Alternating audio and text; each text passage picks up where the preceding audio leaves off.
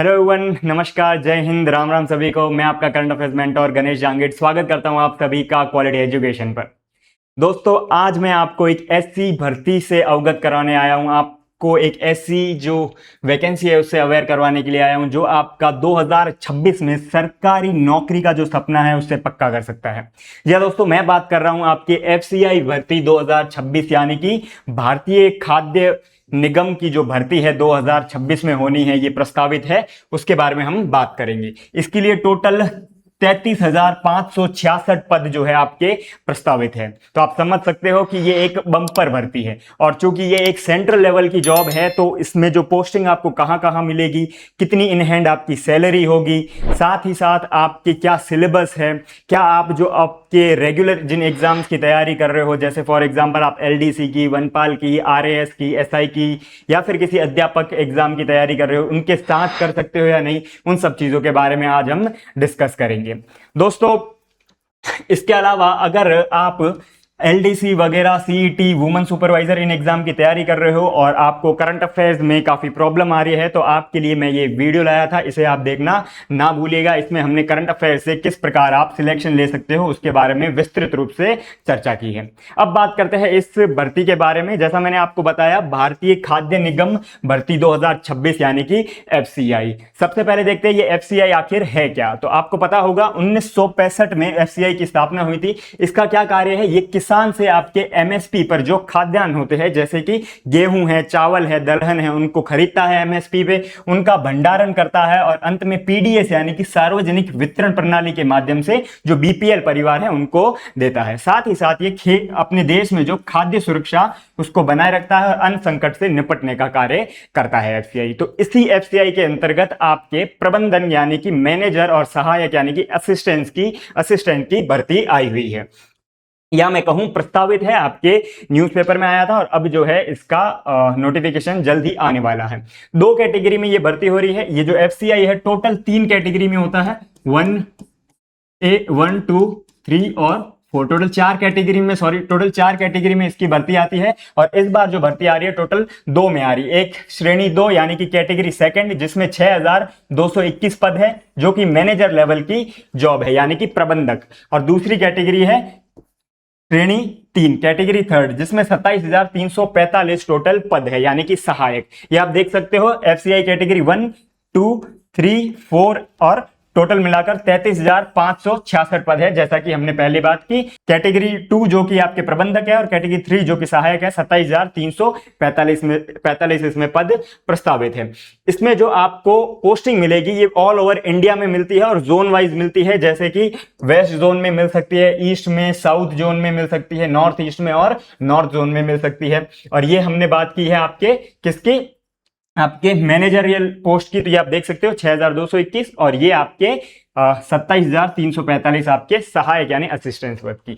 इससे पहले जो आपके एफसीआई की भर्ती हुई थी 2022 में वो आई थी, ठीक है ना। तो 2022 के बाद अब होनी है, और इस बार आपके जैसे मैंने आपको बताया पिछली बार जो भर्ती हुई थी वो तकरीबन 10,000 एक पद पे आई थी। इस बार जो है काफी बड़ी संख्या है, टोटल 34,000, अराउंड 34,000 पद जो है आ रहे हैं। लास्ट बार जो 2022 में आई थी, ये आपके आवेदन शुरू हुए थे अगस्त 2022 में, और कंप्लीट भर्ती यानी कि चरण 2 जो हुआ था ये आपके जनवरी 2023। तो यानी आप समझ सकते हो कि कंप्लीट भर्ती 6 से 7 महीने में करवा दी थी प्रबंधक की यानी कि मैनेजर वाले पोस्ट की। वहीं अगर सहायक पद की बात करें यानी असिस्टेंट वाले पद की, तो सितंबर 2022 में इसका जो है नोटिफिकेशन या आवेदन शुरू हुआ था, और 1 जून 2023 में आपके चरण 2 जो है उसका परिणाम आ चुका था। तो अराउंड 8-9 महीने में आपकी ये जो असिस्टेंस वाली जो यानी सहायक वाली जो पद है उस पर भर्ती हुई थी। अब बात करते हैं आपके सैलरी की। One of the most important चीज, one of the most motivating factor जो आपके एग्जाम के लिए होता है, किसी भी भर्ती की आप तैयारी करते हो, सैलरी।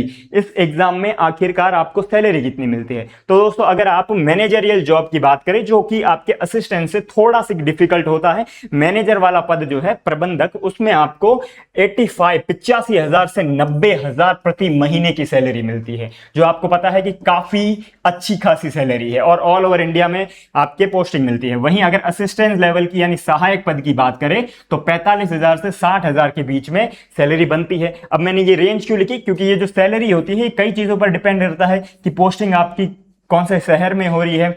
आपके शहर में हो रही है तो आपके अलग अलग शहर में HRA जो मिलता है, हाउस रेंट अलावेंस जो होता है वो अलग अलग होगा।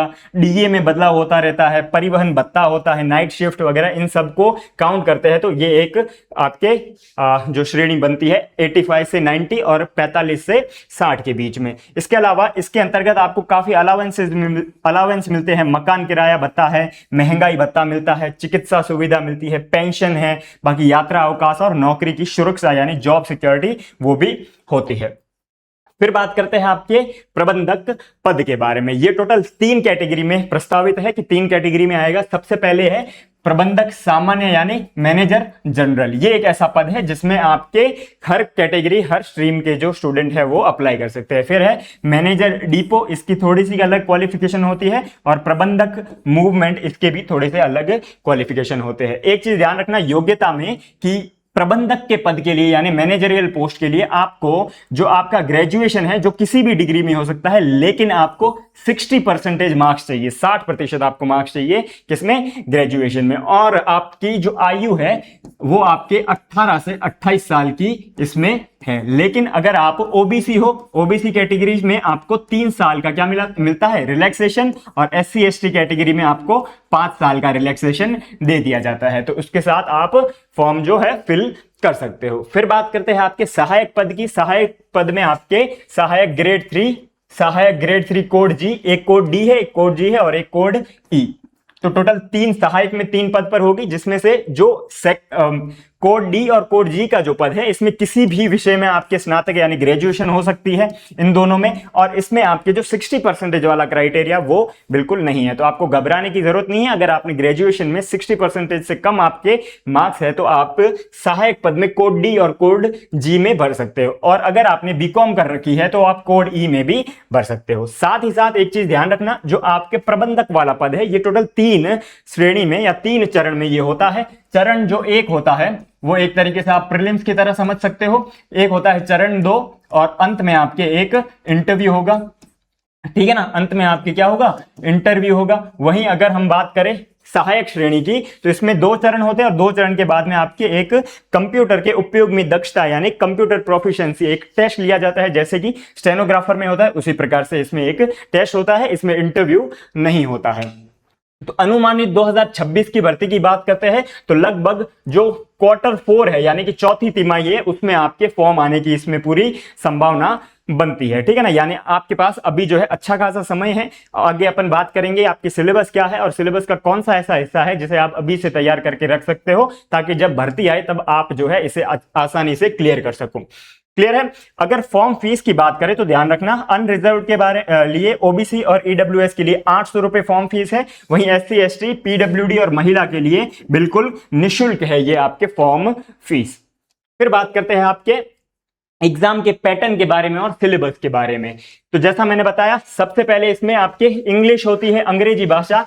इंग्लिश के 25 प्रश्न आएंगे 25 अंक के, यानी कि एक प्रश्न आपके 1 अंक का होगा और 15 मिनट आपको मिलते हैं, यानी यहां पर सेक्शन वाइज आपके टाइमिंग भी होगा। एक चीज और ध्यान रख लेना, ये जो एग्जाम है फेज 1 और 2 ये कंप्यूटर बेस्ड टेस्ट है, यानी कि कंप्यूटर के ऊपर, जैसे कि अगर आपने नेट वेट का एग्जाम दे रखा है तो आपको पता होगा कि कंप्यूटर बेस्ड टेस्ट क्या होता है। तो 25 प्रश्न आपके इंग्लिश के आएंगे, इंग्लिश लैंग्वेज में होंगे। रीजनिंग के आपके 25 प्रश्न आएंगे जो कि दोनों भाषा में बाइलिंगुअल होंगे, हिंदी या इंग्लिश जो आप चुनो। 25 प्रश्न और 25 अंक 15 मिनट। वहीं आपके जो न्यूमेरिकल एप्टीट्यूड है यानी कि मैथमेटिक्स है उसके आपके 25 प्रश्न आएंगे, 25 मिनट 25 अंक और 15 मिनट। और फिर आपके सामान्य अध्ययन है जिसमें इतिहास, भूगोल, अर्थव्यवस्था और साथ ही साथ कक्षा 8 तक की विज्ञान है, और साथ में समसामयिक यानी करंट अफेयर्स के टोटल 25 प्रश्न आएंगे, 15 मिनट आपको मिलेंगे, यानी कि टोटल 100 प्रश्न 100 अंक के 60 मिनट आपको मिलते हैं चरण 1 में। वहीं अगर सेकेंड चरण में बात करें, सेकेंड चरण में तो आपके यहां पर वही इंग्लिश जो है 25 मार्क्स का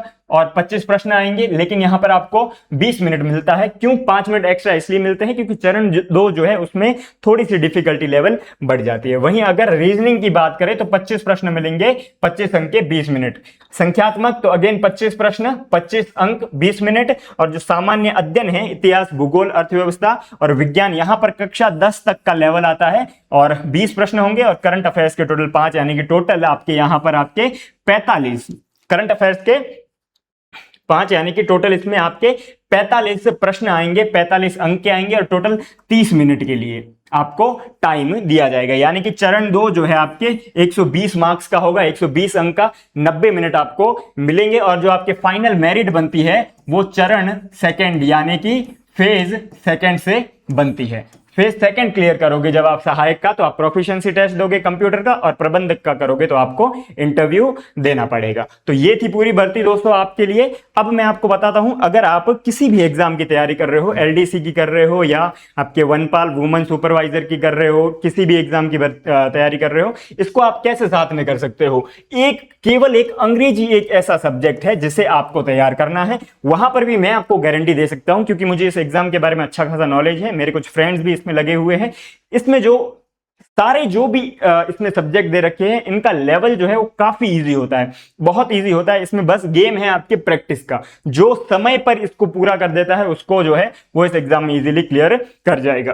तो इसमें जो आपके डिफिकल्टी लेवल काफी इजी होगा, और साथ ही साथ आपको अंग्रेजी थोड़ी सी पढ़नी है। अगर आप नहीं भी पढ़ते हो तो अराउंड 8 से 10 क्वेश्चंस या फिर 8 से 10 मार्क्स तो आप इजीली कवर कर ही लोगे। लेकिन अपन को प्रयास ये करना है, अपन कम से कम 15 से 20 मार्क्स इंग्लिश में कवर कर लें, और बाकी ये आपके रीजनिंग, मैथ्स है और सामान्य अध्ययन, ये बाकी एग्जाम के लिए तो आप वैसे ही तैयारी कर रहे हो, और बाकी एग्जाम के लिए जिस लेवल का तैयारी कर रहे हो उस लेवल का तो यहां पर पूछा भी नहीं जाएगा। तो इस प्रकार से आप साथ ही साथ इसको तैयार कर सकते हो, और अगले इस वर्ष के अंत तक जब इसका नोटिफिकेशन आए और एग्जाम हो, तब तक आप इजीली इसके लिए तैयार हो।